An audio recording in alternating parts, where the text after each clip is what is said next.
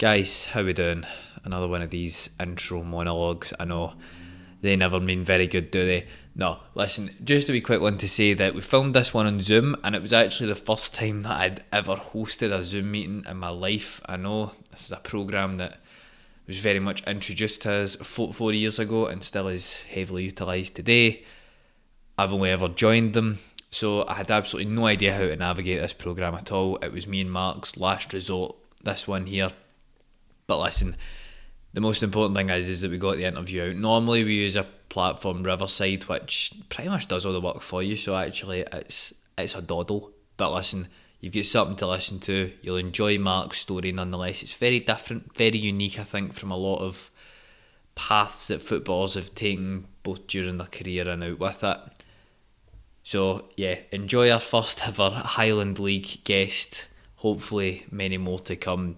We've got a few more from the lower leagues coming in the next few weeks. Bear with us, we're trying to get the consistency back on track. Enjoy it, guys. And ladies and gentlemen, we're coming up on 50 weeks. Well, we're just under a year ago since we did the first one of these, and we've got two firsts for you. Highland League guest and Mark Holmes at FORRES Mechanics. And we're using Zoom for the first time, as we've just been joking about for the last couple of minutes.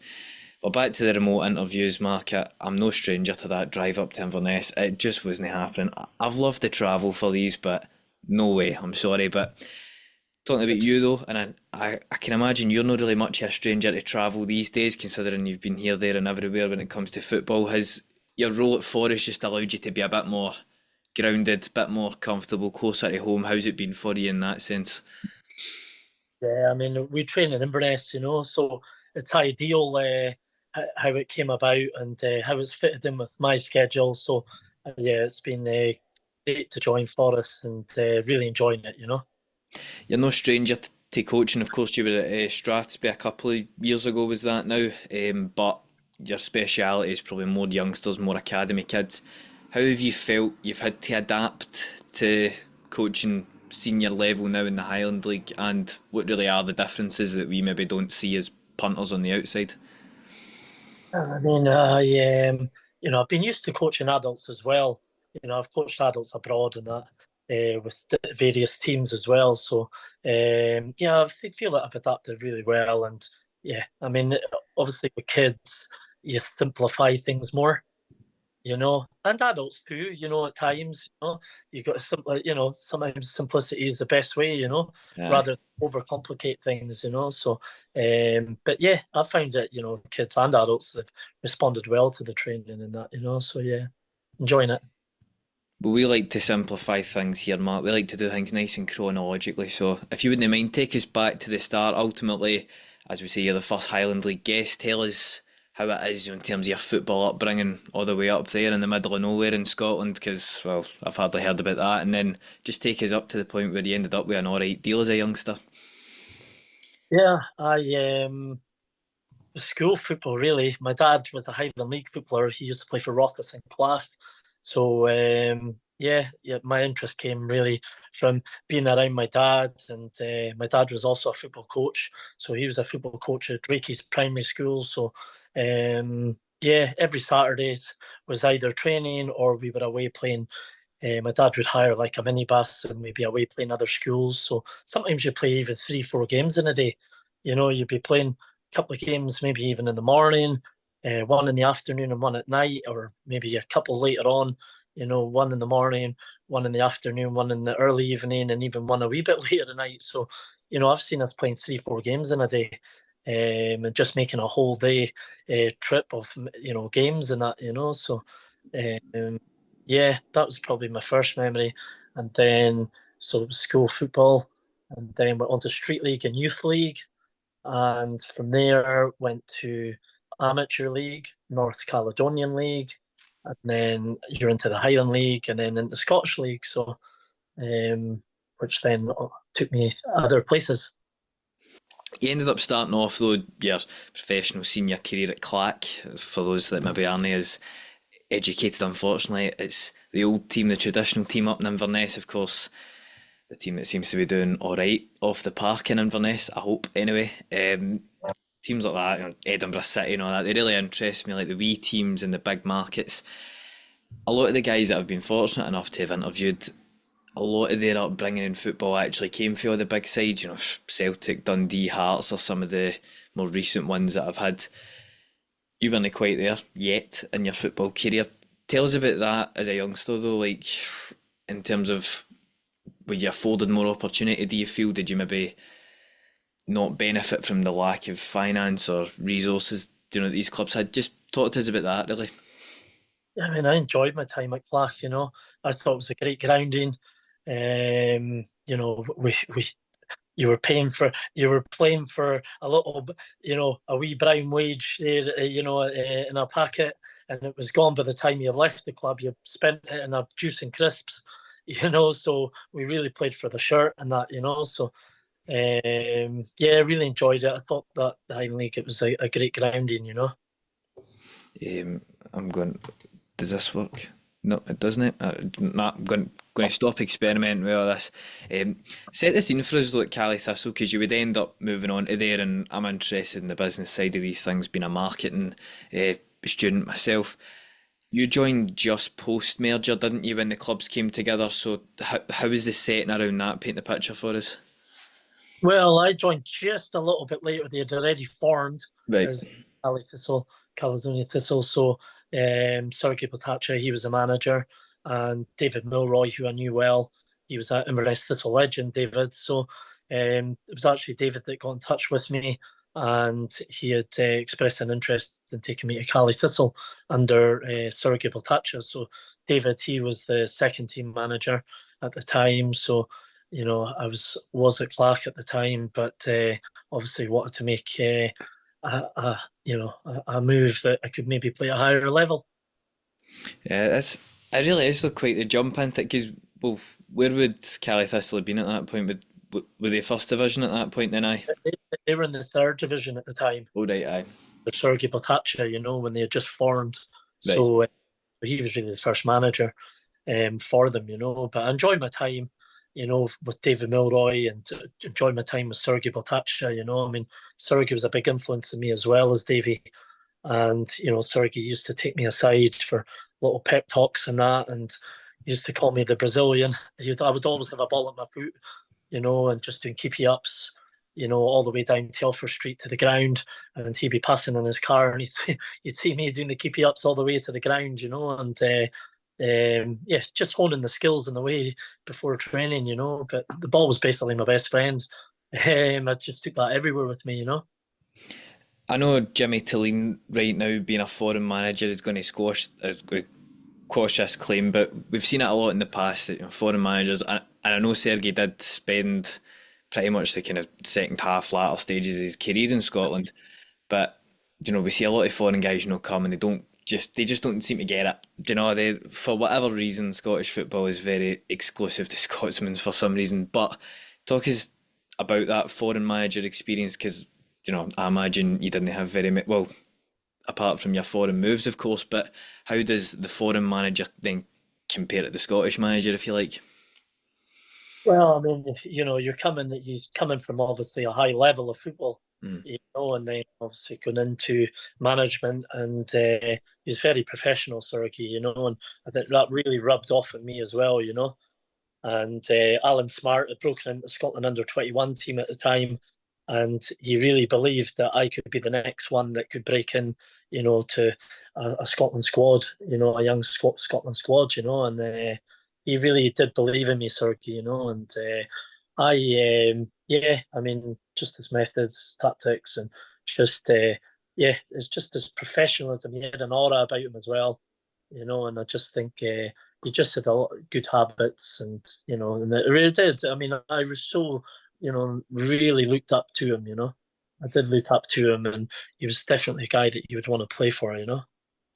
Why do you think then maybe your guys like Kishinya or Stendel or whoever, who come from, you know, they didn't come from bad levels at all, but why do you think maybe foreign managers don't quite get as lucky up here? Um, I mean, you obviously need players obviously playing for Mm. you and buying into your philosophy of playing. And to get the best out of your players, you obviously, you have to be able to recognize, I think that what works and what doesn't work, and have you got the tools to make this type of play that you're looking for. So I think it's all about a lot of recognizing each sort of player and each player's strengths. Right.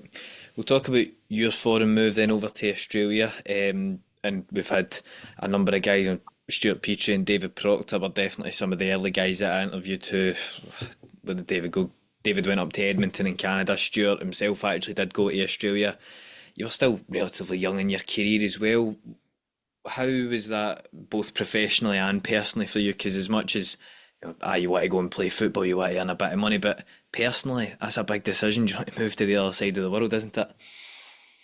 Certainly was. I mean, that move came, about. I did have the opportunity to go to Canada under a guy called Carl Valentine. He was the manager of the Vancouver Whitecaps that Kenny Miller and Barry Robson had played for. So, yeah, I did have a chance to go over there, but I knew George Cowie had played for West Ham and Hearts and Dunfermline, and George had known someone that was in Australia and they were looking for players. And yeah, I mean, I was young. Maybe I might have done things a wee bit differently, to be honest. I think maybe I might have gone over maybe a wee bit of later time because I was doing all right with football here. But I was very open. I always thought outside the box as well. I just didn't think, okay, I'm going to be stuck here, and play my football in Scotland. I was quite an explorer in that as well, and just wanted to test myself maybe in another league as well. How how was the sort of footballing landscape in Australia? Because of course, even to reference America as well, the MLS and the A League have all come along massively in the past however many years, whether that be through investment or just better marketing really of the league. But where kind of was Australian soccer at that point, and if you still maybe keep an eye on it today, how does it fare? Yeah, I mean, you're probably looking at round about when I was there, probably round about the bottom sort of the Premier League in Scotland, bottom sort of teams maybe when I was there. But when I first went over, I went over to a part-time club and then got picked up by the Brisbane Strikers. And, I mean, they're playing games out the Suncorp Stadium at 52,500, and yeah, and managed by Frank Farina, who is an Australian icon. I mean, there was 7 internationals in that team. So I mean, it was a fantastic experience for me. I mean, going from Clach Park, coming through from Amateur League and North Caledonian League and Clach Park, and then obviously even Valley Thistle were relatively a small club when in terms of wide, fan base, uh, go there was just an eye opener. I think your audios went a wee bit poppy there, Mark. I'm not sure. It was just that wee last bit, didn't it really? Oh, sorry. Yeah, I mean, it was just That's I was an eye opener. But really, really enjoyed my time, and I really enjoyed the experience as well. Yeah, you came back to Scottish football, and overall in your career, you've mostly played in Highland League clubs, bar Falkirk, of course. That's it's not that north, but I mean it's north of here, right enough. But do you think now that in your current role and maybe in the role that you had in the past in the Highland League, do you feel your kind of knowledge of not only the league and its players, but the area is able to benefit you really? Yeah, I mean, I'm certainly enjoying being back in the Highland League, and a lot of people in the Highland League, which has obviously helped. And I'd hope that the knowledge that I've gained over the years, from playing, from even coaching, and playing under different managers, playing under different coaches, my own dad, and growing up in that environment, I'm hoping that, other players can benefit from that. Leading on for that, and then maybe touching back on sort of progressions of leagues. I mean, coming from someone that is deep in the heart of Lowland League territory in the Central Belt, how how do you think Highland football has progressed? Because as somebody looking from the outside now, maybe even just take the social medias of both the Lowland League and the Highland League. The Lowland League looks very, modernised, and it looks like it's had a wee bit of money put into it. And then, of course, no offence to the Highland League, of course, but and maybe understandably, it does lag a bit behind. How would Where would you say Highland football is, and maybe how it has progressed since you were a youngster yourself? Yeah, I mean that I mean when I played, there was like Doug Groovy and that. That was at Aberdeen and Chelsea, and there's a lot of players that were stepping down from obviously that have been at high level, that but played in the Highland League. But you're always going to get obviously old players saying, "Oh, the Highland League's not as good as it used to be," and that. But I mean, it's still a competitive league, and there's still a lot of very good players in that league, and teams, that compete with. I mean, Brora, have beaten Hearts in the past. I mean, so I mean, there's definitely. I always say it's 11v11. It's what you put out of it. Yes, you're going to have in teams, some absolutely brilliant players in the team and that. But I think if your team's got a good work ethic, I think that you can compete with the teams, even in like the second division and teams like that. Do you think you'd agree though with the sentiment that ultimately, I mean, look at how the Lowland League and Highland League is set up. It's you've got a relegation playoff at the bottom of the SPFL, and then the champions of the Highland League play off against the champions of the Lowland League to then play off against somebody that's finished bottom. I, I'm going to say I'd like to assume that you're probably of the group of people that thinks that that does need a wee bit of reform, the whole structure, because it still seems very closed doors, doesn't it? Yeah, yeah, no, it certainly does, but I mean, obviously there's teams that are it opens it up now because obviously there's a relegation, Mm. where when I played they never had that, so there is pressure on clubs as well, that obviously you're not wanting to get relegated, Yeah, I mean, just talking about it there. Last time I checked, East Kilbride are up 3-2 on air, so they might they might need to think about opening it up a wee bit, because clearly there's a wee bit of quality down in the fifth tier. We'll talk about the point where everything changed for you in your career, if you don't mind. It was a big moment, the car crash, which ultimately ended your playing days. Talk about, if, as much as you can, really. What was the sort of timeline of events there? Before, during, and then what really happened after for you? Yeah, I mean, it's just a car hit me from behind basically, and yeah, and had my head in traction for a few months, and yeah, I'd damaged my back and my neck, and my head's always probably been damaged. So, it's I've there's a lot worse off people, and you just have to have a positive outlook. I mean, I could still walk, I could still talk, and it didn't stop me from doing anything, But obviously, football, I had to give up football and that. But like I say, there's a lot worse off people in that, I What was your kind of coaching timeline then, Mark? Because it's not particularly well documented online, but that was my homework really that I've had to be doing here. But you did say that you moved into coaching quite quickly after it. So what was your sort of timeline before you would end up setting up the academy? Yeah, I mean, I've been coaching since a young, going along my dad by his side as well. And when I was from that, I was along to help the young kids there. But started off in March the 6th, and the one in Inverness. So yeah, I just put out a notice one night, and yeah, just started that straight away. I had a lot of interest, so and it's just really just on arms and legs since then. Snowballed. Yeah, well, you set up the academy, like we say there, in 2017, and it's grown to be a worldwide thing now, isn't it? You know what I mean? It's not just Scotland and Africa, it's Canada as well. So I know it's probably a story you've told many a time, but of course, for the viewers here who maybe aren't as educated as us, unfortunately, talk us through that. How did you and your pal over in Africa then end up conquering the continent with a Scottish football academy?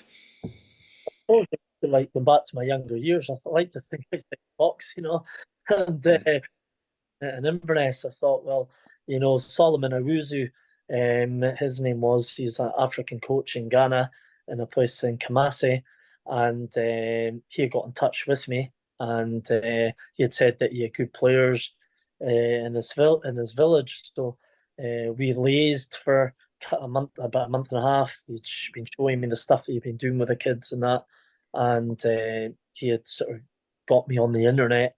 The world's a small place now, so that's how he managed to contact me. And because I'd started the Mark Holmes Football Academy in Inverness on the March, then on June the 19th, we got the one over in Ghana, Pufferudia, Kamasi, got that one up and running. So it's really started from there. He was the head coach there and has done a fantastic job for me out there, where we've got a committee, a complex there where kids live at the complex, and we provide like the school and we've got accommodation, food for the kids. So the kids are getting well looked after. And they're elite kids, so they're hand selected kids, so not kids that are obviously we're trying to get them, to the top if we can, but it's a process that obviously we have to go through, and not everyone's going to make it. So the education's a big part of that as well, which is very, very important for myself, to make sure that these kids are well educated coming out of the academy. So if they could have a fallback. Yeah, I just find that amazing though, because it's essentially become more than just a few kids kicking a bit of ball, isn't it?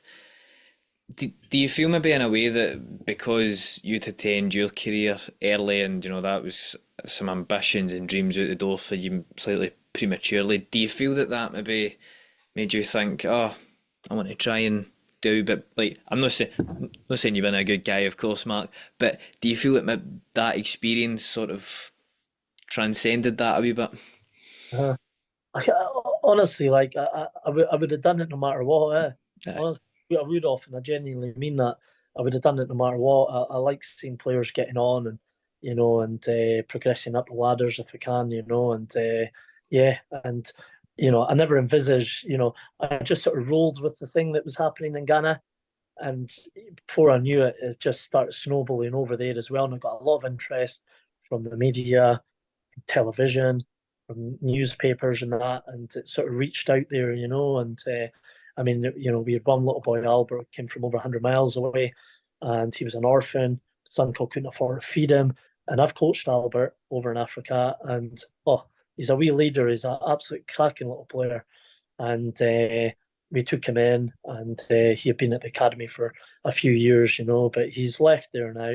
But he's gone back there, and I got him into private school there, where I took a computer from one of the local schools in Inverness, and I did a little deal with a headmaster over there, as you can do over there, and basically I says I'll provide you with the best athletes that I've got if you can give them the best education in that school, which is a private school, but they have to pay.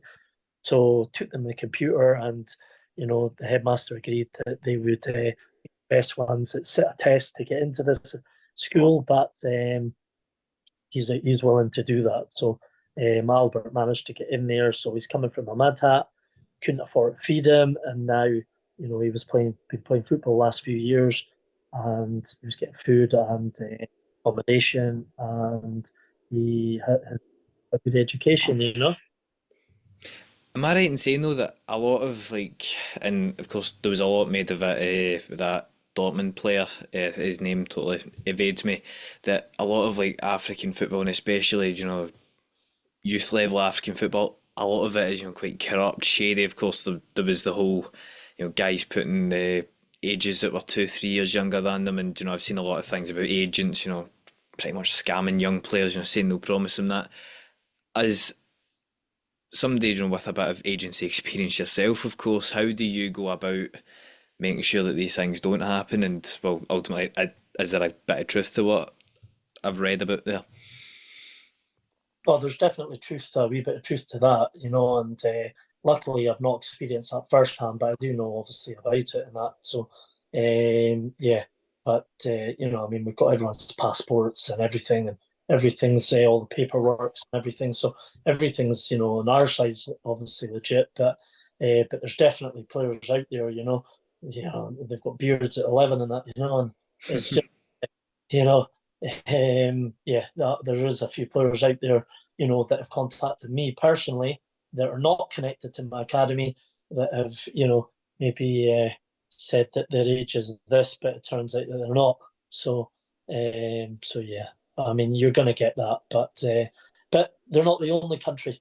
They're not the only country, for sure. Where corruption's obviously involved as well. In certain countries, and yeah, and it's an ugly part of the game, and certainly not a part that I would want to be part of. Did one of your players for the academy as well? Not was it somewhere? Was it Albania? Am I right in saying that? Did he end up getting a trial somewhere in Europe? That's right. Yeah. We managed to get him over to Albania to a club called Dynamo City, the second most decorative side in Albania. But unfortunately, we couldn't get agreed terms. So I put him to a second division side in Albania. And yeah, he's absolutely thriving there. And that was through my friend Rudy Vata, the ex-Celtic player and Albanian international. Rudy's a friend of mine, and Rudy managed to help me there, which was great. And the boy's thriving. He's scoring goals. He's setting goals up. So he's really hit the ground running. So, which is great because it's now opened the door for me to put more African players there.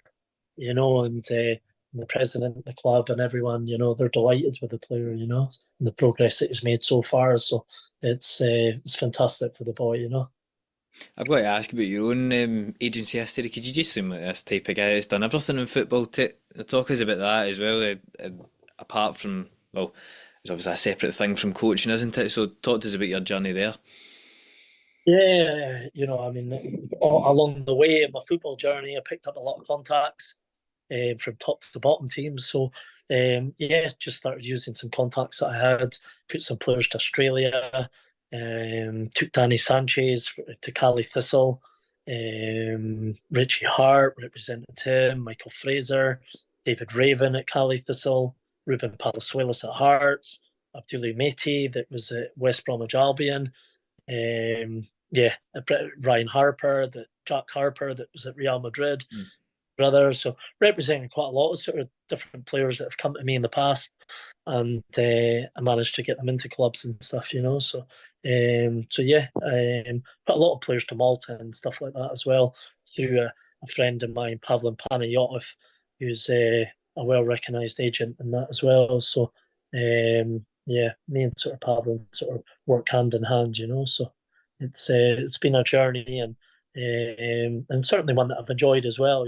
So yeah, it's been an eye opener at times as well. I see. I'm quite curious about like kind of lower league transfer deals, for example, purely because when we think of agents, we think of the your Rich Pauls over at LeBron James and all that. We think of the big $1 million deals, and ultimately the guys that are just there for a wee percentage of the wage. So how do these sort of lower down the food chain sort of deals work in football? To be honest, I mean, I wasn't really working lower down the chains. Right. Uh, yeah, I mean, if a player came to me and I could help them get to Highland League or help them get to another lower league, you would never be taking money off a player or a club. Like personally, I wouldn't be taking money off a young player or even an experienced player going into a Highland League or Lowland League or whatever. I would do it to help the player. Yeah. We'll talk a wee bit more current issues, of course, at FORRES, like we've said. You said, Stephen, the manager, of course. Was it just too good an offer for you to refuse to get back in the game? Well, me and Stephen go a way back. So, I mean, we played together at Cali Thistle and Forest and that as well. So, I think Stephen's done a remarkable job there within the club. He's put together a good young side there, a wee bit a mix of experience too. But yeah, I think now he's starting to see the fruition of that, and he's put, I've come in as well to help him, and he was doing a lot on his own as well when the other coaches had parted. So, nah, I think Stephen's done a great job, and results, some maybe results in the past might not have gone the way that he would have liked, but you've got to remember that if he's given a bit of time, to build, what he's wanting to build, and these young players are now coming to, like I say, fruition. there, and they're really starting to gel together, and I think the players within the squad that we've got are very, very good young players, and exciting young players, and players that, on their day can compete with any, top Highland League sides. We've already beaten Brechin, Bucky, so we've showed resilience, and we're always creating chances, which is good as well. If an opportunity ever came up for you, would you ever put your name in the hat for a hot seat job? I mean, or are you more of just a coachy coach? Do you enjoy maybe that aspect of it and maybe don't fancy the management side? Where are you No, on that? no, I definitely fancy the manager side, definitely, but it would have to be the right club with the right ambitions as well, but certainly I love working alongside Stephen, and yeah, I think, we work well together, and we both want the same outcome at the end of the day, we want to make sure that these players are progressing in their own play, and obviously we're trying to obviously get results in that as well, but yeah, I think we're definitely heading in the right direction, and I think that myself and Stephen are a good pair, and I think he's a very good manager, and I think that the players are responding really well to him. It's a tough market to sign players up in the Highlands, of course, just pretty much geographically. You're nowhere near probably the bigger cities, closer to the central belt as such. And Stephen, I'm sure, spoke about the tough retainment, keeping players after last season. You've taken, I see, I see, we were meant to do this last week, right? So I'm not even going to read out the stats here because they may be wrong. However, you were ninth in the table last week. Are you still ninth in the table, or am I? I don't even look at the table, but I think Aye, I think we are now. I something think like we are. that. Yeah, There's about 1 point that separates, the next four yeah. above you. Oh, I know. Yeah, It's, absolutely. A couple of wins, two, three wins. Other teams below, above you just maybe losing or whatever. Then hopefully that will just pump you up a wee bit. aye, So you're mid-table. We'll just put just above mid-table, right? We'll just go with that. I'm not asking, necessarily for the blueprint or anything, but would you say that the club are on track to tick all the boxes set at the start of the season? Would you say? Well, I mean, you want to finish. There's no doubt about it. I mean, you want to finish as high as you can in that league, and you've got to be realistic as well. I mean, you're up against teams there that are paying hundreds of pounds to players, and but for me, I don't care what they're paying the players. You put in that hard work. 10 players out in the field. Forget the keeper at the moment. 10 players working outfield at the moment. And if one's not working, and the rest of them 10 and the other team are working, it's 10v9. If two aren't working, it's 10v. You need every single player, and then obviously your keepers. You're needing every single player at the races every single Saturday. You need them up for it. You need them positive. And you need them gelling, And I think we're definitely on the right track. And wherever we finish up, I'm very positive going forward, and we're heading in the right direction for sure. Well, I'm actually, even just for the viewers as well, I'm giving the club a wee bit of help, when it comes to the marketing and branding side of things. So as a student, I couldn't ask for any better experience. I couldn't ask for a better club to be involved with as well. Just kind of looking at everything, it seems like, a very good, grounded, traditional club. I must say as well, the Highland League's got some great names in it, doesn't it? You've got FORRES Mechanics, you've got Inverness Local Works, and all that. You've got Keith. It's great. I'm loving it. I'm really looking forward, to working with the club, going forward. But I'm at the end of my sheet here, Mark. So listen, mate, I like to ask everybody the same question at the end of these things. Let's say we came back in a year's time. So, the league table's starting to take a wee bit of shape. We're getting into the sort of mid-season time. And I ask you, Mark, have you done a good job since the last time we met? And you tell me, aye, Charlie, I have. So, in a year's time, Mark, what's a good job for you? Job for me is obviously seeing the players progressing week in and week out, and obviously climbing up that table as high as we can, and hopefully going on and winning some cups in the future too, get a good Scottish Cup run in the future as well, I think that's that would be a good outcome as well, you know. Is maybe any other goals, with your other projects, like for example the coaching, or if you still work with a few players individually and all that, is there anything maybe slightly more personally? Yeah, I mean, I want to start more academies in different places, take on more coaches. The demand for my academy is definitely out there, even as far down as Edinburgh and that, I've got people asking, when you're coming down to Edinburgh and that, but it's obviously, I can't be everywhere. I Yeah. wish I could hold myself, to be honest, but I'll take a Glasgow branch, mate, it's alright. I'll keep that one in mind then. I'll definitely keep that one in mind. So, but yeah, definitely, I'd like to expand the academy even further afield, and Spain would be maybe one that I might be, venturing into. All right, well, we will most definitely be keeping our eyes on that then. Listen, Mark, it's been a pleasure. You'll always be my first Highland League manager. Jordan Brown was technically my first Highland guy on, so I'll give you that accolade. I like to give everybody a wee accolade, but listen, mate, at long last, we've got this on the, we've got it on the go. But listen, mate, it's been a pleasure. Thanks very much for this. Thanks for your time and thanks for having me on.